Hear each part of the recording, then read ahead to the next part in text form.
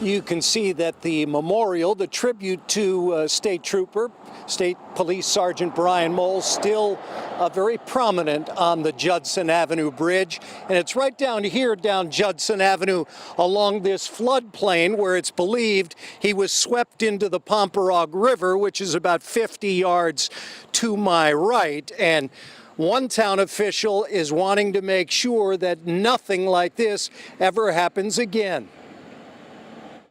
A solution to the ongoing flooding problem in Woodbury started to gain speed right after State Police Sgt. Brian Mohl, a Woodbury resident, was killed on a dark road he likely never knew was flooded. Well, we've been talking about putting up very strong gates. Gates that during flooding would be locked to stop vehicle traffic along certain flood-prone roads in town, including in the vicinity of Three Rivers Park, which is part of a floodplain between Jacksbridge Road and Judson Avenue. I'm going to be applying for a FEMA grant for about $100,000, because that has to be the gates, the pre-warning, the warning on the gates. This, I think, is really one of those situations where while we can't ignore the cost, we look at the cost and we say, it's something we have to do. We have to spend this money. The emergency management director says through the years, people have often ignored cones and signage blocking flooded roadways.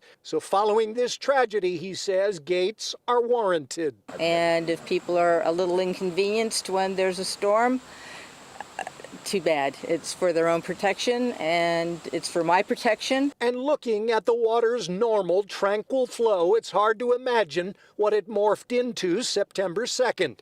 According to the U.S. Geological Survey monitor at Jacksbridge, it was flowing at 28,000 gallons per second. I've never seen it do what it did a couple weeks ago. Rise so fast and jump out. But this thing went wild. It came up like 8.5 feet in a matter of hours. Yeah, and I'll give you a look at this cornfield that's here, part of Three Rivers Park. About halfway up that corn is how high the water rose and then swept across Judson Avenue here.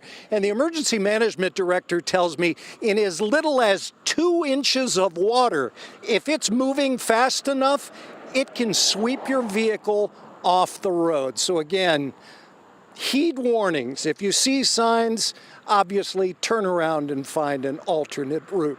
We're live here in Woodbury. Tony Terzi, Fox 61 News.